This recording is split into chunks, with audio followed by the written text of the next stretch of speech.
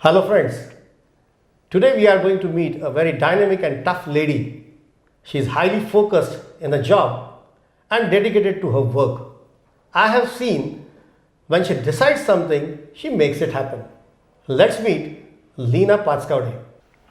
Hello Leena. Hi. As far as I know you, you graduated in the IT engineering, Yes, right. which is far away from what are you doing today. How did this happen? Was it planned or by accident? If we go back on my journey of doing my IT engineering, I've already seen this company being established and born for about 25-30 years before I went into the field of IT engineering. While joining my college itself, my dad and me had an elaborate discussion about whether I should be opting for mechanical engineering or going into the field of IT and doing something completely different. My dad always felt that mechanical engineering might be a tough field for me, being a girl, and looking at the kind of work environment that we have. So the idea was that I go and do IT engineering, which also I liked, and experiment in that field. Ultimately, the base was still going to be engineering. So the aptitude was still going to be engineering. So it wouldn't make a difference if it was IT or mechanical. So that was the idea of going and joining and doing IT. But because I come from a business family, being a businessman ran in my blood. So it was always my wish that I come back in the business. And that's how, after doing my engineering, I suggested that I come back and join the business. But it wasn't as easy for me because there was a mandatory condition from my father. He said that you are welcome in the business only after you go out and work for a couple of years. That condition was because it is necessary that I go out and get a perspective of being an employee in some other company before I come and join one company that was already established. So that's how I progressed from doing IT engineering to going out, doing a job in the IT field for about 5 years, and then coming back and stepping into this very own company. Good, so it was planned. Yes, it was kind of planned. Leena, tell me, how did you ensure a smooth induction in an already established business? So when we say that I am the second generation in this business, it is very, very natural that the two generations will have different styles of work. And that's absolutely true with me and my father. My dad has a completely different style of working, and I have a totally different style of working. The best part that my dad made sure when I joined the company was that he acknowledged my style of working. He gave me a totally different responsibility, and he gave me the freedom to execute on that responsibility. Now, when he did that, did it not happen that I made mistakes? Yes, I definitely made lots of mistakes because it was new to me, because I was the only responsible person for it, and because he had given me the freedom to execute. I did make tons of mistakes, but at the same time, he was also present at every point of time to make sure that he helps me come back on the track. So he gave me the freedom to execute. Also at the same time, when I made mistakes, he made sure that I found what the reason for the mistake was, corrected it, and moved on. Never did he put me down on what was going on. So I think when there are two generations working together in this way, respecting each other's style of work, acknowledging that style of work, and giving each other the required space to work makes sure that we have smooth either induction of the second generation or also smooth working between the two generations. Well, Leena, you said that you both have difference in style, in your working style. True. Was there any point where you had difference of opinion, and how did you handle that? Difference of opinions, there have to be loads almost every day. But as far as how I look at it, or even my father looks at it, I think that having difference of opinion or even having the generation gap is advantageous. Why is that? Because if we look at the first generation, They have very rich experience in the industry, in the business, in the work they have done for so many years. On the other hand, when we look at the second generation, they always are thinking outside the box. Now imagine putting these two things together. They only yield fantastic results. If we go back and look at one of the examples on this is when I started working in the marketing department in this company, my idea was to add another business segment or another market segment to the segment that already existed.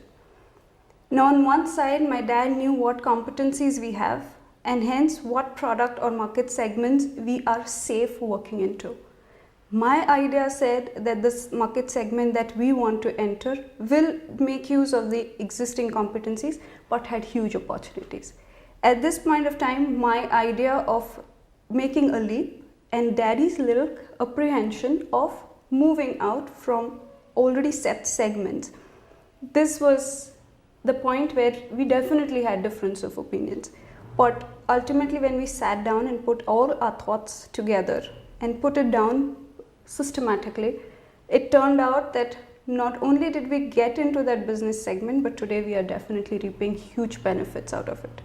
So I think the best way that we use to handle difference of opinions or even generation gap issues are we give each other the space to put forward the opinions and we look at each other opinions unbiased.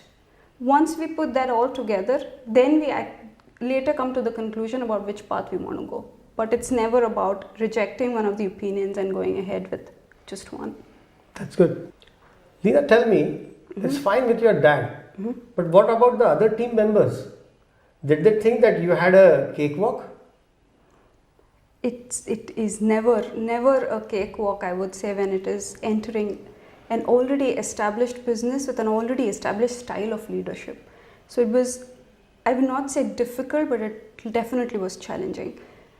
When I came into this, definitely my team was used to the approach and the leadership style that my dad had. And as I already said, we definitely have different styles of working. So I was very prepared that there were going to be incidences where there would be conflicts or even there would be maybe clashes because of the change in style. But I took a threefold approach to this. The first and foremost thing that I did was treat everyone with extreme respect. Be it a new employee, be it an established old employee, be it a junior to me, be it a senior to me. My treatment, my behavior style was always extreme respect to each one of them. The next thing that I did was I was given a responsibility and I was expected to deliver results on it. So it was extremely important that I show and I prove it to the team that I am extremely focused, dedicated to what I am doing and what I'm supposed to do, and at the same time deliver results. When they started seeing the result, it made a difference. And the third and the most important thing for me, which I observed and did, was when a second generation comes in, we try to immediately disrupt an already established method of work. This will never work because the employees have got used to a method of working. Yes, second generation will always have new ideas. They will always have different method of doing what the earlier generation had been doing. But we should never go in and immediately start disrupting the methods. So I used a very planned and a slow process, and step by step, wherever I wanted newer methods or better methods to come in, after discussing with Daddy, it was a very step-by-step process of introducing those changes. This whole process has helped the team build trust on me, and ultimately that trust has converted into they giving me respect. So it's always rightly said that you can't demand respect, you have to earn respect, and that's exactly how I've seen happening in the past few years. Yeah, good. Leena, how did you create impact in other stakeholders' mind, like customers? What I believe and what I've seen is all the stakeholders involved in the business, including the customers, the team members, the bankers, everybody else, is looking at the involvement of the leadership. When my dad is in this business, I have extreme respect for the kind of involvement he has in his work, be it maybe answering a simple email on time to the customer, or maybe following up on any commitment that he's given to any of the team members. That involvement is what makes huge difference of how the stakeholders look at this business, because business is ultimately nothing but the people involved in the business. So looking at that involvement, I could see that all the stakeholders were investing either their time, their money, or even the business with us only because of the kind of dedication and involvement that the first gen had shown in this business. So for me, the only way to create an impact on all the stakeholders was to show as much an equal amount of involvement in the business and an equal amount of involvement in whatever responsibility or whatever work I had at my hand.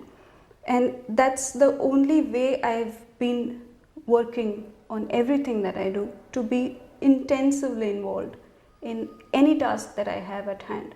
So that sends the same message to my team members, same message to my customers, and same message everywhere else. A testimony to this is always when a customer walks up to you and says that today I'm confident that you are not here just for the namesake, but you are here for serious business. That I think answers what I could do in these many years. What do you like to share to an upcoming entrepreneur who wants to join his family business? There are 3 or 4 points rather which I'll want to definitely share with the next gen. And to start with, the first and the foremost is have extreme respect for what the first generation has done, because it is their sweat and blood that stands in front of us. So whatever you want to do, first treat it with extreme respect. The next one I will want to say is always have extremely open mind. Whenever you want to put forth an opinion or listen to an opinion, leave the biases, leave everything aside, have an open mind, hear it out, and then reach the conclusions. Don't jump to conclusions thinking that this is the elder generation or this is the next generation. Leave all that aside, be absolutely open-minded and just hear it out. The third one I'll say is take risk. And take risk, definitely do it, but also be the first one to apologize if you realize that you made a mistake taking that risk. Don't blame it onto the first generation. Take it onto you if you really made the mistake. And the last one I'll say is absolutely don't take any pressure of the huge expectations that everybody around you will have about you. Just be yourself and do it. And I think that will be the best approach. It's been 7 years you are in this field. True. Was it difficult to emerge as a woman entrepreneur? I would say it was challenging. Challenging because, yes, in a male-dominated industry, being the only person was challenging, difficult. It was not difficult, it was definitely challenging. But now, after spending these many years in the business, I feel that if you're ready to take all the effort, if you're ready to put in all the crazy hours that are required, and if you're really focused on what you want to do and what you want to achieve, it doesn't matter at the end if you're a man or a woman.